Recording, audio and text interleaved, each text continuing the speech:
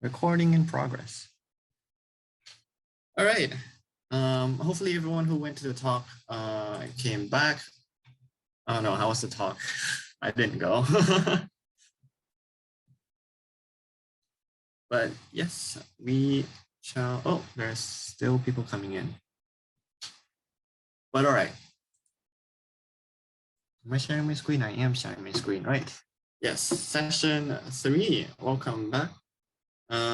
Gonna familiarize ourselves a little bit more with the interaction between the Java and the layout, right? Because in the first session, we looked more into the basics of Java and into layout.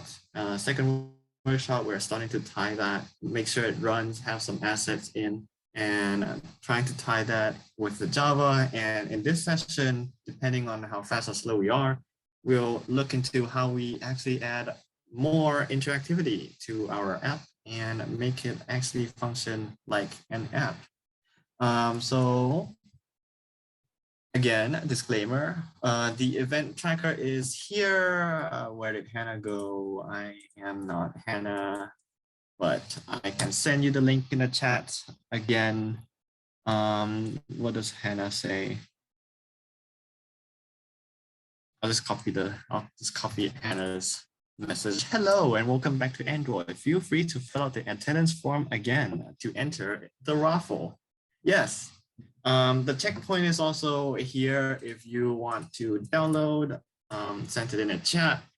You can download it and open it in Android Studio. You should be at the same place as my layout is. Essentially, you are copying my homework. But yes, so we're gonna dive into a little bit of theory before we go back to Android Studio again.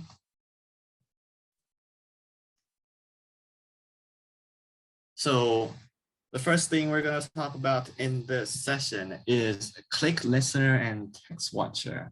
So you might be able to guess kind of what a Click Listener is or what a Text Watcher is. A Click Listener listens for clicks, and a text watcher watches the text, right? So I'm sorry.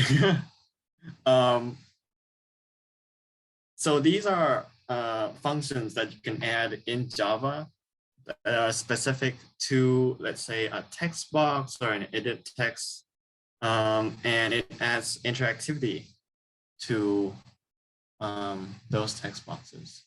And before we jump back in, real quick, just gonna go off a tangent for about anonymous classes. So we have, this is one way we can implement, let's say, a click listener.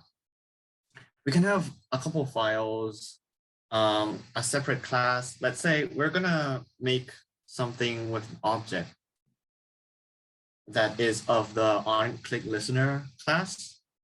We can have a whole, a new class, and like you can make a new object for that, and then afterwards you can set that to the object. However, you can simplify things a little bit. This is kind of like a hack-ish kind of thing, like big hacker man language. Don't worry if you don't really understand it.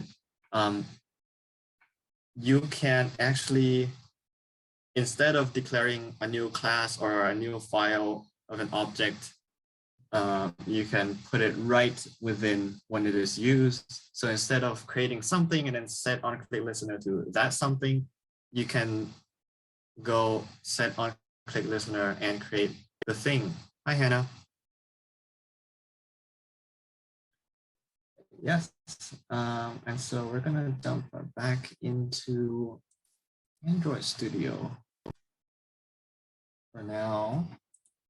This is where we left off last workshop.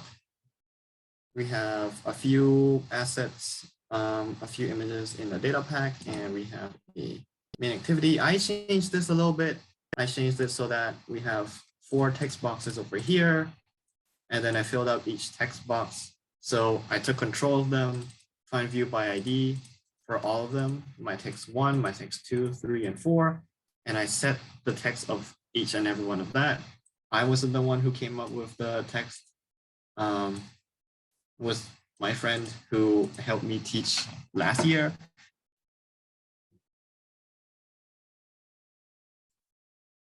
But let's add some interactivity, shall we? So I'm gonna put in a button right over here. And the button says button because it is a button. I'm gonna make the ID button. And we go back to main activity over here. We take control of the button. Button equals find view by ID r.id.button. In the real world situation, you might want to name these a little bit differently, especially if you have more than one button in your app. You shouldn't call it like button 1, button 2, button 3, button 4. You can give it more descriptive name like, oh, submit button, or like, I don't know. Yeah, something like that. And if there's a red thing over here, it tells you I need to import that class, otherwise Java wouldn't know what a button is. So I imported it, find view by ID, make sure the ID, this ID is a unique identifier, which means that two layouts may not have the same ID. So now we're back here, and I wanna make something so that when I press the button, it does something, right? And so how do I do that? I do button dot set on click listener, which means that we're making an on-click listener that listens to whenever that button is pressed. And within that, when the button is actually pressed, we will do something. So now I will do view on-click listener, and whoa, how does that happen? Let me do that one more time. Android Studio has quite a few interesting hacky, like quick shorthand stuff. If you do button dot set on click listener and type new, these bunch of things will show up, and then you can press on the first one, and then it will give you this whole like template code that says, oh, okay, what happens when I click? So let's say I want to implement a counter, right? So I can always have an integer here. Let's say clicks equals 0, right? And then when I press the button on click, I'll do clicks plus plus. And then, oh yes, this is also a fun thing about scoping, where because this is within a new object of a class, like it doesn't necessarily see the word or the variable clicks. But if anything like this happens, red squiggly line, first thing that you might want to do is just listen to what Android Studio wants you to do, and things should be kind of fun. For example, in this case, oh, it changed this one integer clicks into an array of clicks that is final. And so you will be able to access it from inside. That's a lot of jargon. Don't worry about that. We just want to make click work. And so we say here on click, clicks plus plus, right? That increments the click counter that we have. And then let's say I just want to make my text one show the number of clicks. So I can do a set text and do this and say, I have clicked on the button plus clicks 0 times. I'm confused. What does the override do? Yes, so at override tells you that we are making a customization to the default on-click listener object or class. This is a bit of jargon. You don't necessarily need to truly understand what override is, but it's just somewhat of a technicality that makes sure like it works with the Java. If you were in the first workshop, you may remember like the Daniel and the Cooler Daniel with a Viking hat one. This is pretty much it. We have a original like on-click listener, and we're just overriding it by specifying our customized on-click function. Does that make sense? So now if I run this,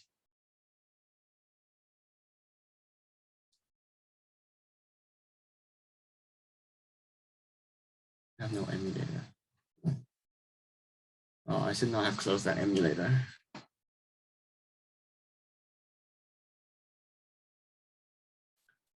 Okay. I can even, I can't even see the button. Just delete these and bring the button back up here. And be sure to make it constrained. Drag this, make it. I'm just gonna put in a bit of space between that.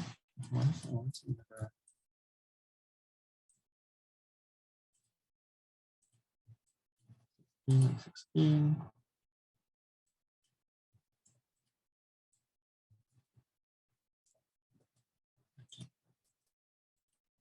Sure, I'll put it here.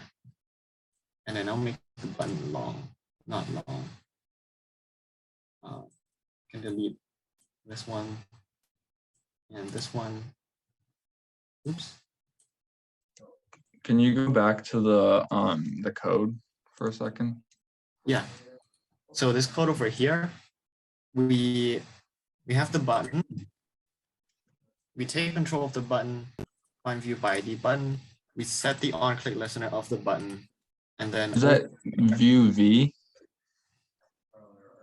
View V?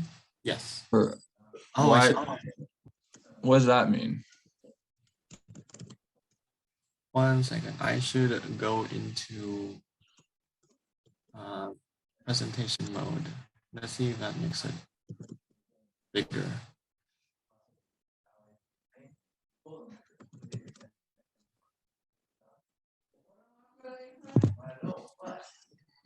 Enter presentation mode. Whoa, okay. Now it's too big. I can't see. Oh, I like that. I like that. Wait, Okay. that was actually helpful. Cool, cool. All right. Clicks 0 ++. It's a lot of strange Java jargon. Yeah, there's a lot of like Java jargon, but the meat of it is here. We created some interactivity to the button, which is called an on-click listener. And when it is clicked, we tell them to do this. And by this, I mean increment the counter and set the text. And I'm gonna have to delete this line because I just deleted my text 4 because I can't see that when I run it, but when I run it, should hopefully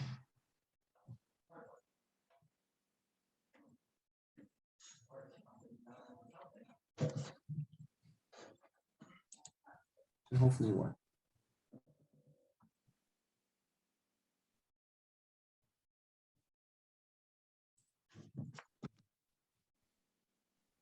And then while I wait for that to work, I'll go in, talk a little bit about some other widgets that you can create interactivity. For example, a switch. If you have a switch, you can. Oops, I want to turn it. Sure. Oh. Can be toggled on or off, and the switch by itself does not have any meaning to it unless you give it a functionality. For example, I have this switch. I'm going to name it switch. Oh, I can't name it switch. Name it switch 1. And then I go to the Java code and I can add interactivity to the switch. Similarly, I call it switch was find view by ID on.id on switch 1. and switch. Oh, no. How do you get the app onto the emulator again? If you have an emulator,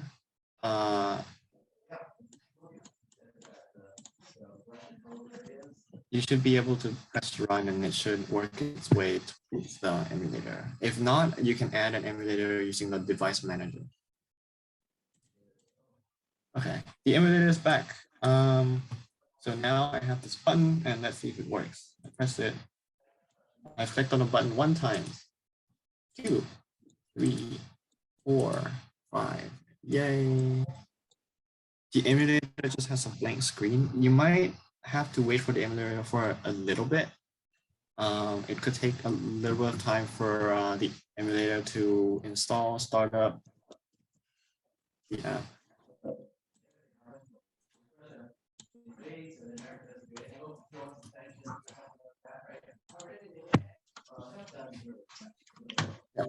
And the 10,000 clicks.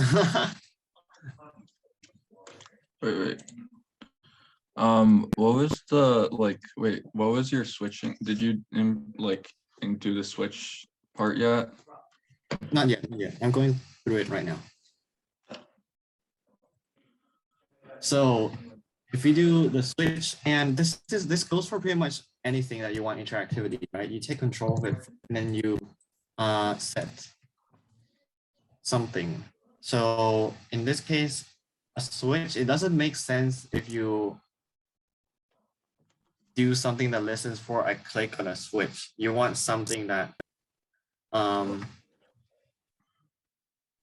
tells you, what is it called? Set on check change listener.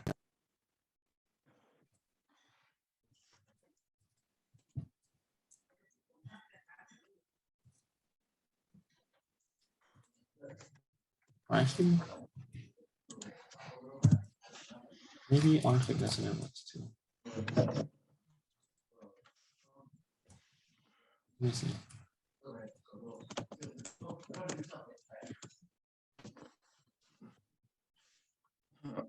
You know, it'd be cool if I somehow managed to get this to work with Internet of Things. It's actually a cool idea. Wait, that is actually a cool idea. Oh, cool. Switch compat. No, sorry, I was just playing around.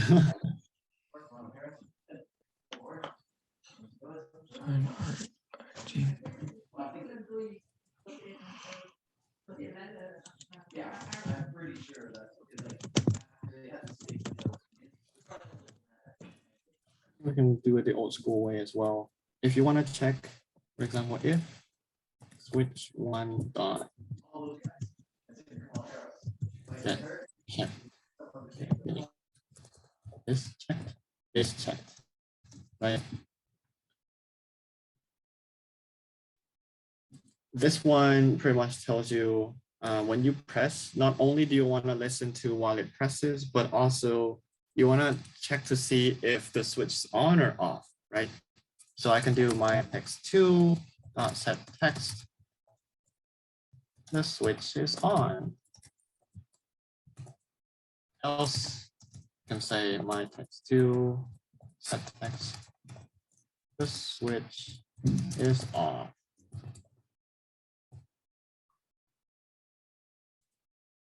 Right, so that's how you add interactivity with a switch.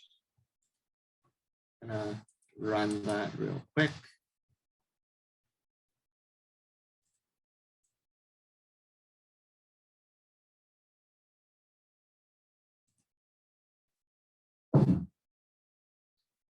There's also a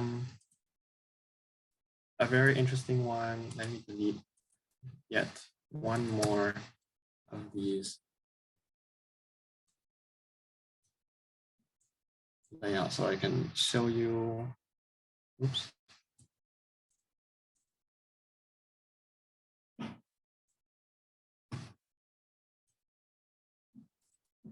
These edit texts. So you see how there's a text view and the other ones, all of these are like pretty much all of these are called, all of these are edit texts, which is different from a text view in that you can type in something in it. Right, so for example, over here, oops, here occurred. I will disregard that for now. Let's say we have an edit text. This is so long. I'll just call it edit text for now. Oh,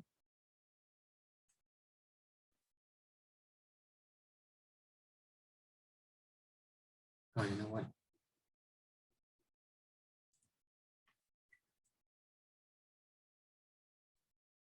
Yeah. Oh, okay. So for edit text, very much. Yes, Germany. Edit text equals find view by ID, r.id dot edit text.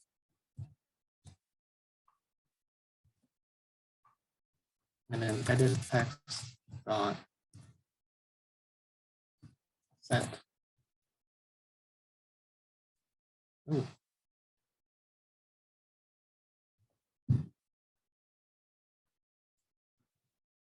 Oh.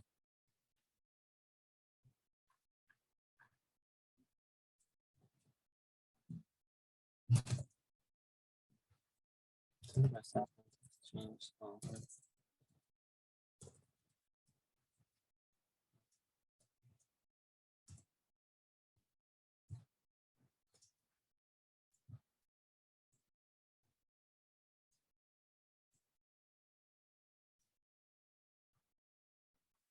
1 second.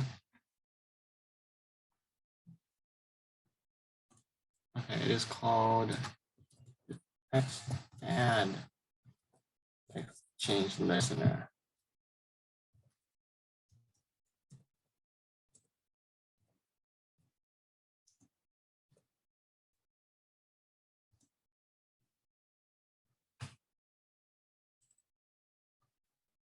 Right, so this one, it's a little bit more to work with. I guess kind of hard for me to code in this like big screen presentation mode kind of thing. But it is presumably better for you guys to see. So I will keep that on for now. So we added interactivity to a button. We added interactivity to a switch.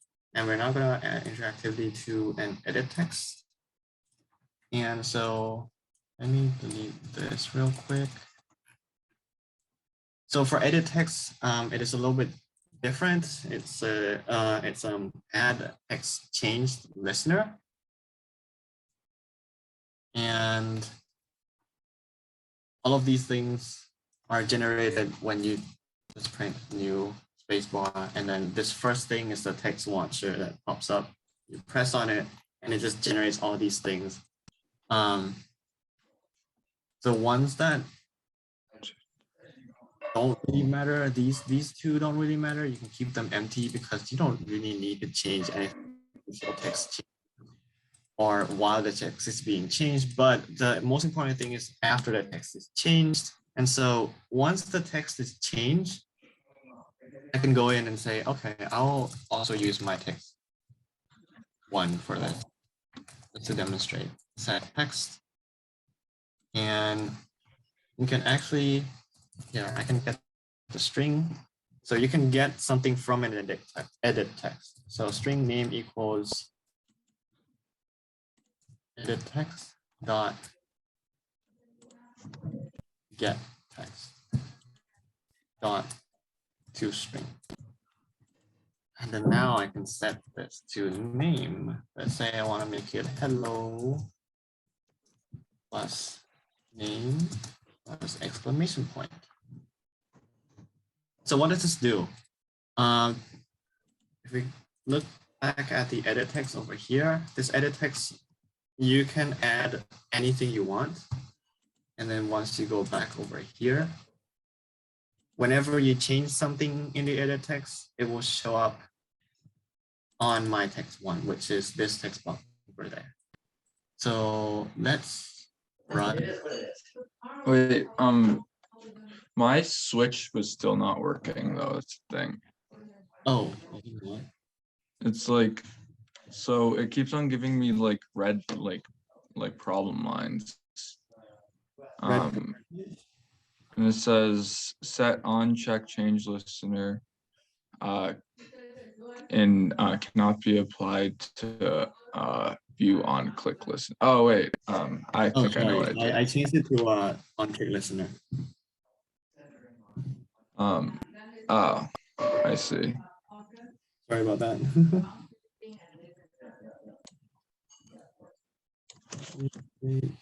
Chat, can you scroll to the top of the code real quick?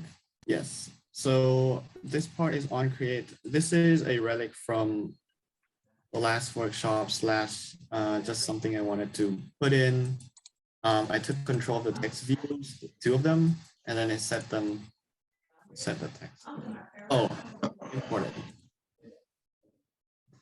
Yeah, so a cool thing of Android Studio is that you can start typing anything, and then it will give you suggestions on what to import. So But wait, in this case, yeah. Can you go down to the what's it called? To the part where you're entering text into like the search bar or whatever you're doing before, Yes. like on the bottom. Yeah. I'll go down in a second. There's a person in the chat that wants to see the imports. Is that good?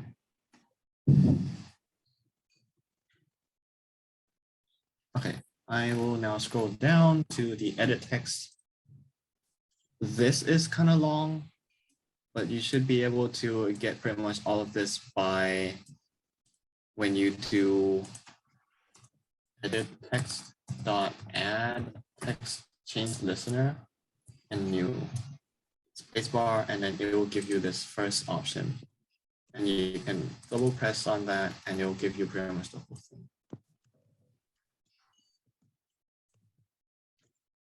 Okay, I thought to write all this. Okay.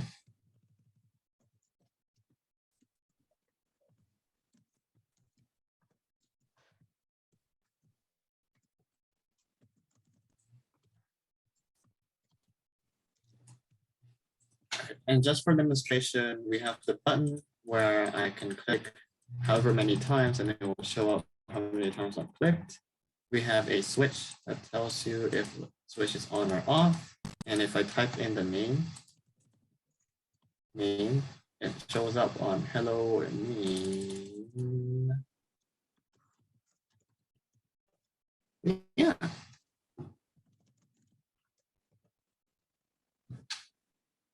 And you Whoa.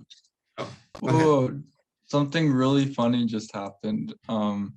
Like it just auto completed everything. Yeah, it does. It does. Like it just said char sequence. It didn't say S. It said in I1, I2. Should I change that? Oh, it's fine. Leave it as it is. Because Android Studio probably knows better than we do. It's called, but it's like start, count, and what's the other one? After. But wait, and then can you go to the editable thingy? Public void after text change, editable. Editable.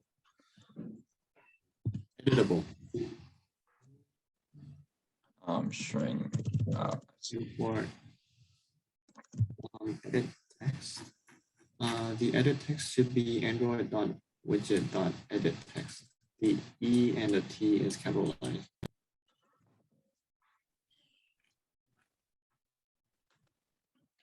Text.get text to string.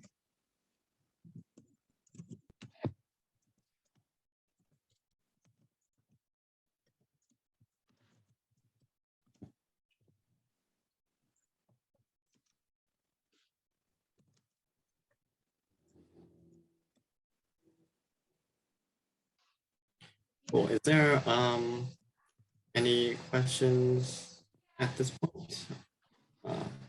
I'll give you guys like a minute of a breather so I can also drink water.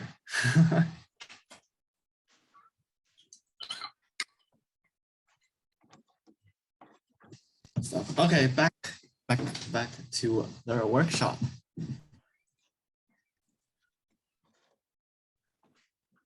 Where were we? Oh, we have an edit text where I can change around, right? We have a switch that goes on and off. We have a button. Let's do a little bit more, shall we? I wanna see my code actually work first. Oh. Wait, it says it's launching app, but it hasn't done anything. You Come might on. have to, Why does it take so long? because Android Studio is clunky. I swear this like thing has fried my computer 3 times already. Yeah, it happens. Oh, it loaded. Cool. Blueprint keeps on stopping. App info, close app. You might have done something.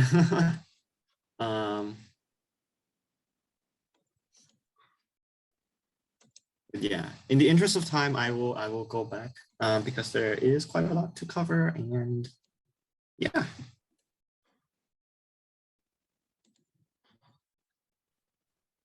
So let's let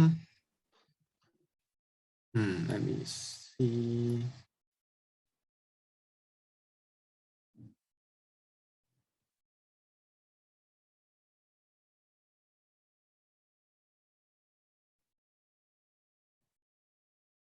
Hannah, say something.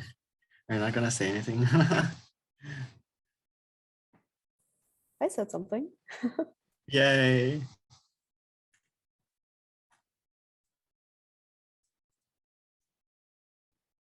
All right.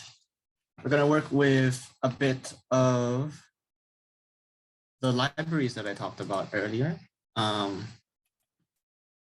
So in the last workshop, we talked about how libraries can help us do things while we don't have to reinvent the wheel. And the 2 biggest, most important, or like mostly used libraries are JSON and Picasso. JSON deals with JSON files, which are these files that look kind of like these. Yeah. It's like key value, key value, key value, and so on and so forth. And Picasso deals with images. No, I can't even close the tab. What the heck? Can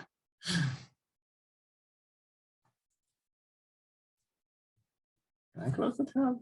God.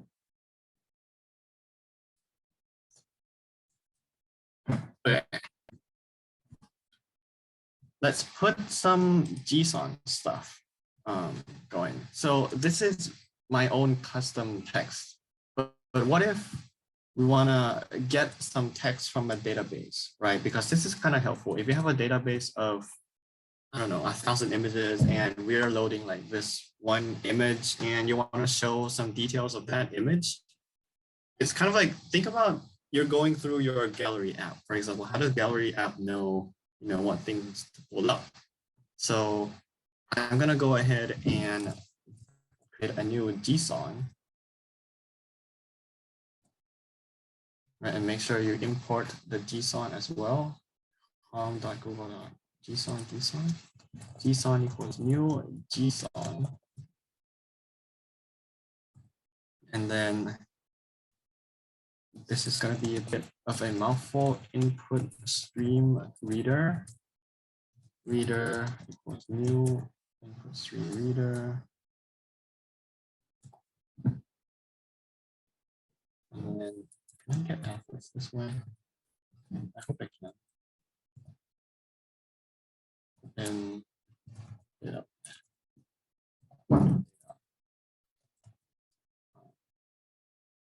001.json. Wait, does it say when you like import JSON, what did you write? It should be this line. import.com.google.json.otherwise.json.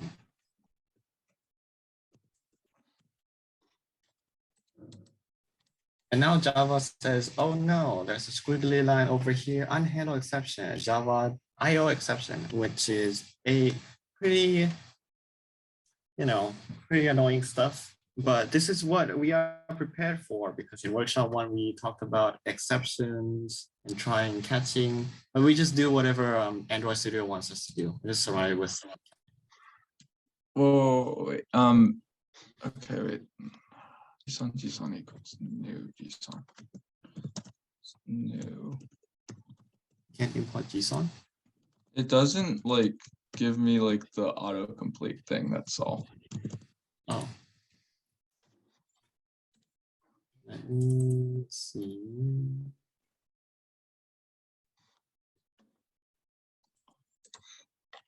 So I'm guessing, so you said it's import com.google.json. Google.json.bigjson.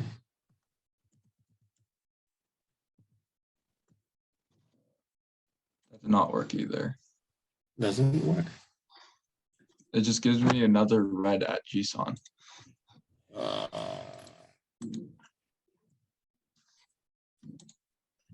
Might have to deal with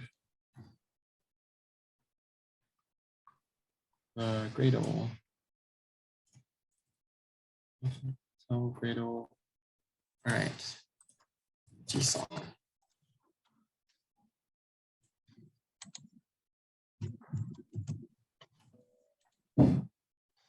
It is com.google.json.json, right?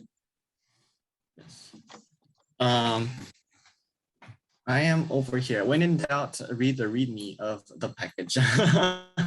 So this JSON is a Java library. Okay, cool. Goes dependencies. You might have to put this whenever it says Gradle dependencies implementation. This means that you have to tell Gradle or your butler to fetch that for you. I'm not sure why mine doesn't need that. Maybe you guys do. But here, if you go into Gradle scripts and the second build.gradle, you can paste this one over here and it should work. I'll also paste it in the chat. Oh, nice. She beat me to it. Can we download your GitHub project and import it to Android Studio? Yeah, feel free to. The GitHub project should have a few different branches you can select from, and that is like a different like progress for this project. And then it says Gradle files have changed since your last project synced, and you might have to sync that. That also takes a bit of time, but this is, because the butler needs to scour the internet and go through and find what JSON is and that kind of stuff.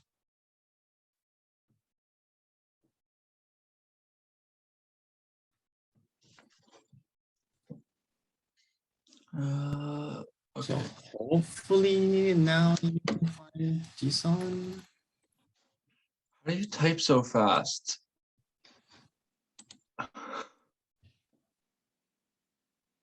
Sorry. How do you type so fast? How do I type so fast? I don't type that fast. It's actually Android Studio that helps me type.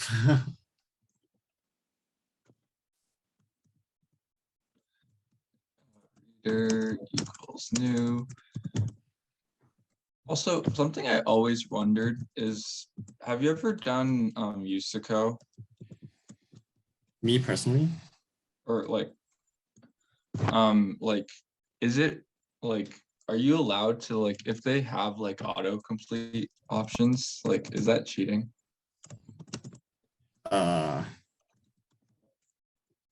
I don't know. I don't know that. I Because don't know. you're technically not supposed to get any outside help, but most coding softwares nowadays have like an inbuilt like autocomplete code. Yeah, that's probably tangential topic, but I don't know. Maybe it's fine. It just gives me errors every single time I do anything.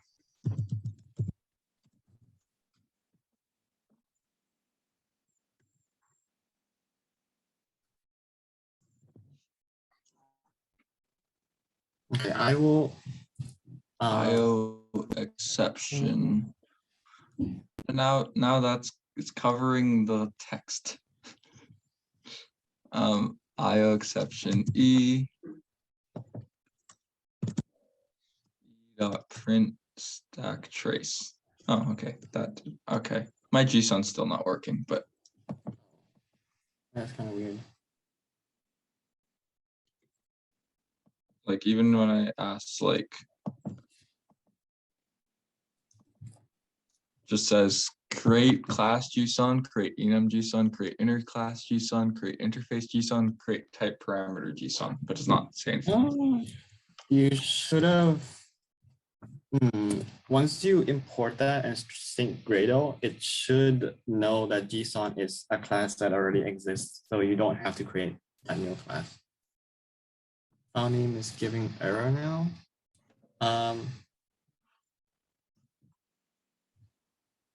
Might have to look into the data path and make sure that this path actually does exist. And this path is over here in assets, data pack data, and then 0001.g, the JSON.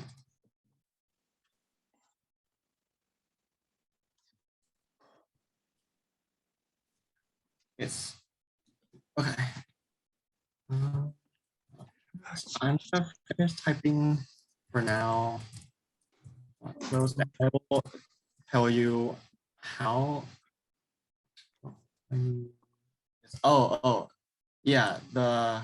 This isn't actually something that you type. That part is like it's like a tooltip thing of Android Studio. Yeah, preview. Yes. Is JSON object supposed to be like the JSON supposed to be capitalized because it keeps on telling me to do it? Not in this case. This is a J and an O that's capitalized. Because mine keeps on telling it to capitalize it. I think that way if I did JSON. Yeah. Here I can help you after the class ends, but in the interest of time, I will run through a little bit of JSON.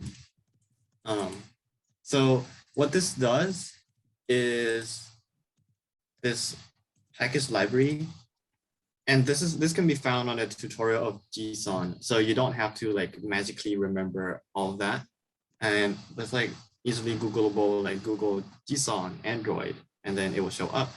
And then it will tell you how to use it. And pretty much all the libraries will tell you how to use its own library.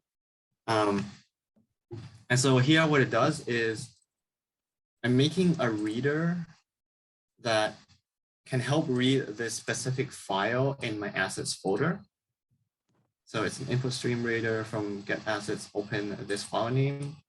And then we have this JSON, which is like this factory worker kind of person that is fed stuff from the reader, and we'll try to make out what it is and make an object of it, or a JSON object, right? So it's like trying to extract meaning out of the file. And so we can use the object, let's say data. We can use it like, oh, so what do we have? If we look into over here, we have artist, we have common name, we have year, we have name. Let's say we want to get the name and year, right? And so we go in and we do string name equals data.get, name, right? And so this data thing is like the whole parsed JSON object that you can look through and get a specific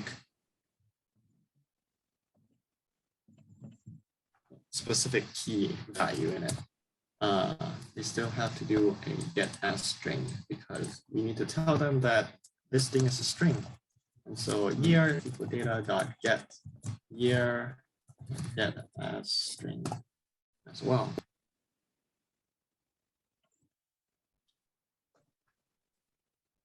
And so now what I can do is my picked one can show that. It could be like name plus blank plus year, right?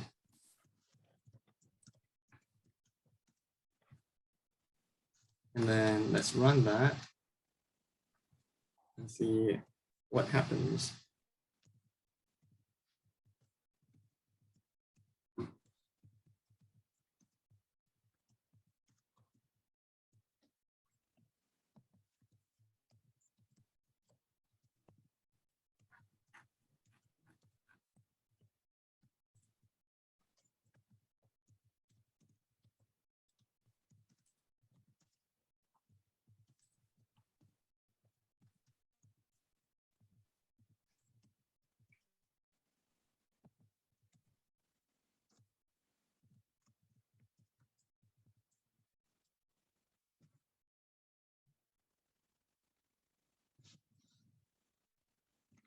Text. Text. Still dealing with that issue where it like what's it called? It doesn't like, it just closes my phone. Yeah, I can look into that after the project. It would be great if after the workshop we have access to the project. Yes, I will give you the GitHub repository for each and pretty much each and every checkpoint for the project. And so you guys can have some time to look into that tonight or tomorrow. For sure, everything, the thing need to be washed right away before you forget. Okay, so now that you can see that, oh, it pulled some data from our asset data in a data pack, right? So now it says Prunus Persica, Connecticut, 1908. So that's the name and the year. And so this is a pretty nice way of using JSON to kind of like parse out, get the meaning of JSON files that you might get in the assets or through the internet. And like JSON is like the standard object language that you can get from the internet. Most things, if you ask for something on the internet as a developer, I guess, you would most likely get it in a JSON. What's the import statement for the JSON package? The import statement, okay, I will answer that one first. The import statement is down over here, implementation com.google.code.json JSON 2.9.0. It's also in the chat, and it's also, if you search up JSON GitHub or JSON Google, there is a tutorial to import that as well. The quotes, space quotes is to add a space, yes. Otherwise, those two strings will just be like back to back with each other. Okay, I have so many like errors. Like, first of all, could you go to like the place where it says file name? This one is the file name. Yeah. Yeah. Okay. I put a file name dot open file name colon data pack / data. You don't type in the word file name. This is just something that. Oh wait, that's not supposed to be there. No. So that's just something Android Studio puts in for us. Oh. Oh, I see. Because I can't. I've been typing that in. Yeah. Oops.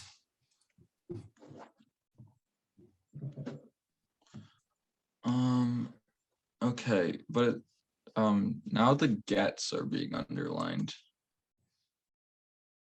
The data.get now is being underlined with red. Data.get over here.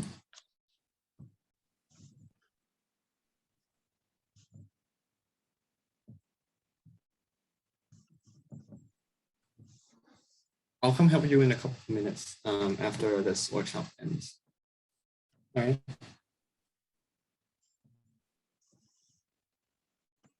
So yeah, one quick thing I want to get before we end this workshop in a couple minutes is I can also, instead of specifying in the layout what image it is, let's say if I delete that source from here, right? I can put in the image on Java as well, and I can use a Picasso library. So the same deal goes here for the Picasso library. You can search Picasso Android. Gives you a Picasso over here. And it tells you how to use it. Scroll down to the Gradle, right? Every Android library will tell you how to install it. Most specifically, how to put the Gradle line. And then you go back over here, put a new line, put the implementation. Oh, insert latest version. Nice. I can't even copy paste it. Thanks, Picasso. What is the latest version? Dude.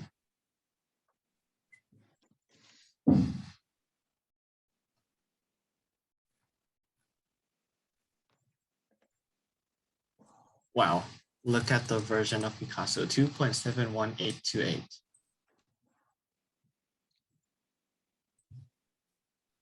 Okay. We think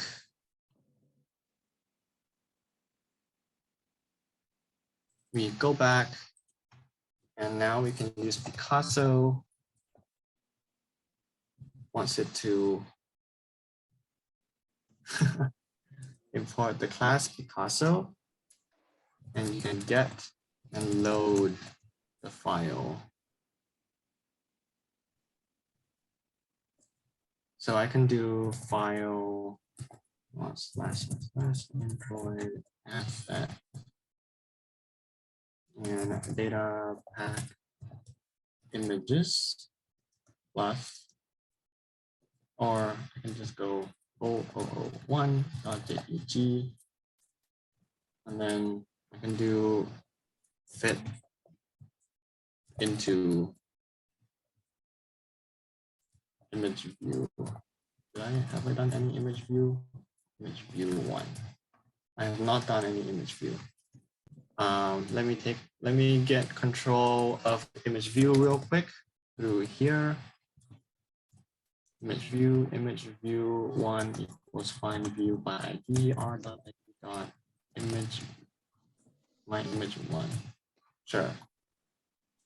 That is a quick speed run of how to use Picasso. It is on the Picasso tutorial website. But this is just like to provide like an additional alternative way to put in your photos in an image view that is not through the layout itself. Sorry, I'm running a little bit over, and the time is also shifted by the talk, but you can feel free to take a half an hour break. We'll be back at 5 or 5:10. I'm not sure. 5 maybe.